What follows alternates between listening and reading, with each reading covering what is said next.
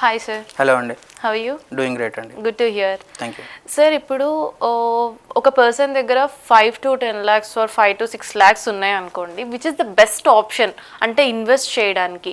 అది like save చేసుకోవచ్చా, investment మీద పెడితే బెస్టా? యా, మీరు ఇన్వెస్ట్మెంట్ చేస్తారు, 6 months తర్వాత మీకు రిక్వైర్మెంట్ వస్తుంది, ఏదైనా ఎమర్జెన్సీ వస్తుంది.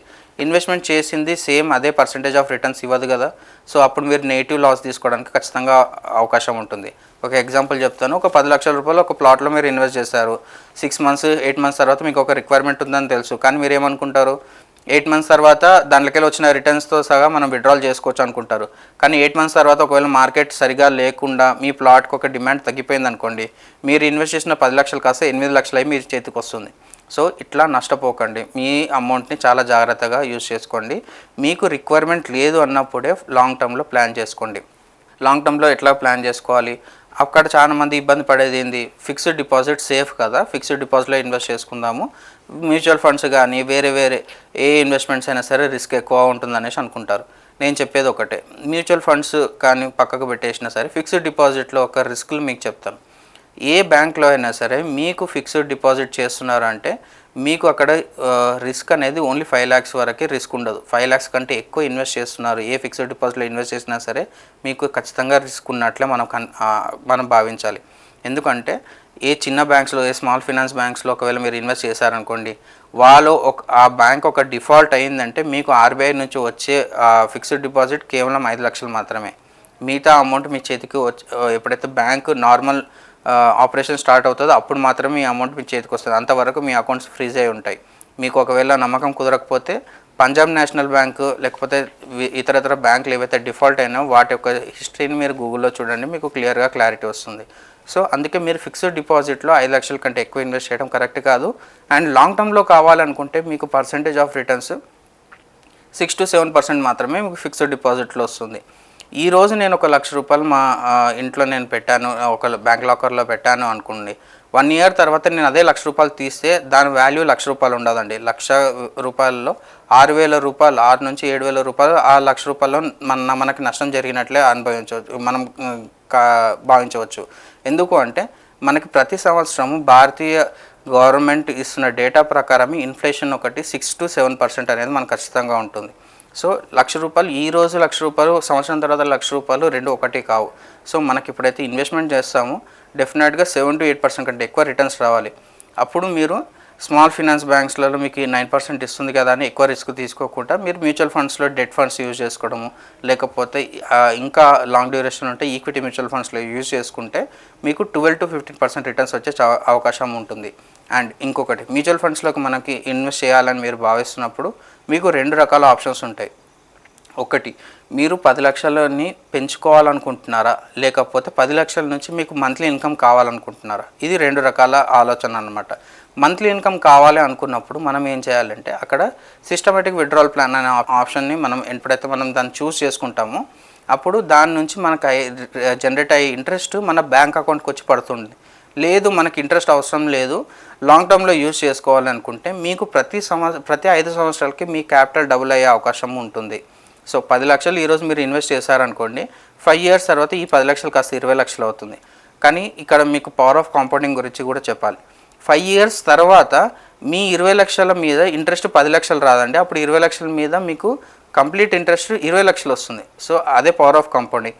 మీ 10 లక్షల ఇన్వెస్ట్మెంట్ 10 yearsలో అది కాస్త 40 lakhs అవుతుంది. సో ఇంత 10 years డ్యూరేషన్లో మీకు 40 lakhs అవుతుంది కదా. అదే మీ ఫిక్స్డ్ డిపాజిట్లో ఇన్వెస్ట్ చేస్తారనుకోండి, 10 yearsలో మీ కంప్లీట్ అంటే మీరు ఇన్వెస్ట్ చేసింది వచ్చిన రిటర్న్స్ రెండు కలుపుకుంటే 20 లక్షలు మాత్రమే ఉంటుంది. మ్యూచువల్ ఫండ్స్కి ఫిక్స్డ్ డిపాజిట్కి మధ్య డిఫరెన్స్ వచ్చేసి 20 లక్షలు అనమాట. సో మీరు ఎప్పుడైతే లాంగ్ టర్మ్కి ప్లాన్ చేసుకుంటున్నారో డెఫినెట్గా మ్యూచువల్ ఫండ్స్ని చూస్ చేసుకోండి. దాంట్లో ఉన్న రిస్క్ని తగ్గించుకోవడానికి మీరు అడ్వైజర్ హెల్ప్ తీసుకోండి, లేకపోతే మీ ఓన్ రీసెర్చ్ ఒక 3 to 4 years మీరు ఓన్ రీసెర్చ్ చేసుకొని మీరు దాంట్లో ఇన్వెస్ట్మెంట్ చేయడం will be the best option అనమాట. సార్, కొంతమంది ఏం చేస్తారు అంటే ఇంట్రెస్ట్కి ఇస్తూ ఉంటారు. అవునండి, with the bond papers and everything. So end of the day వచ్చేసరికి ఆ బాండ్ పేపర్ పనిచేయదు అంటారు. సో ఇలాంటి ఒక టైంలో which is the best option అంటారు? సో ఇంట్రెస్ట్కి ఇవ్వడం అనేది ఒక టైప్ ఆఫ్ బిజినెస్.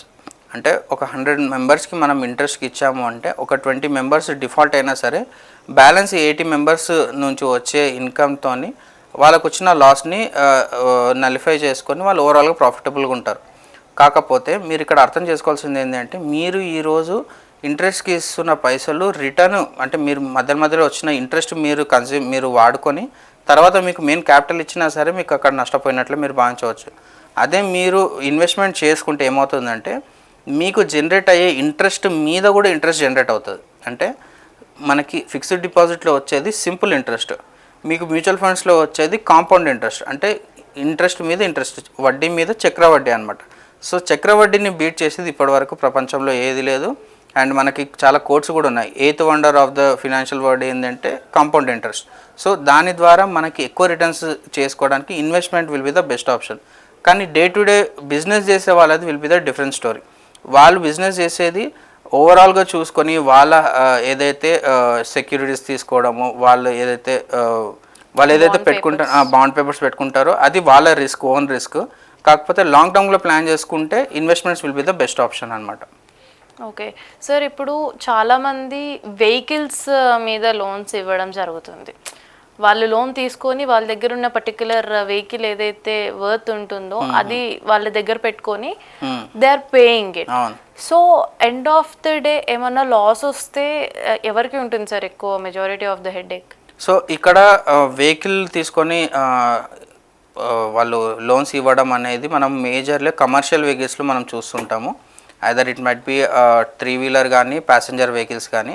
సో ఇక్కడ ఏమవుతుంది అంటే వాళ్ళకు వచ్చే ఇన్కమ్ మొత్తం వెహికల్స్ మీద నుంచి వాళ్ళకి వస్తుంది. డే టు డే కానీ మంత్లీ వాళ్ళకి ఓలా కానీ ఊబర్ కానీ వాళ్ళకి.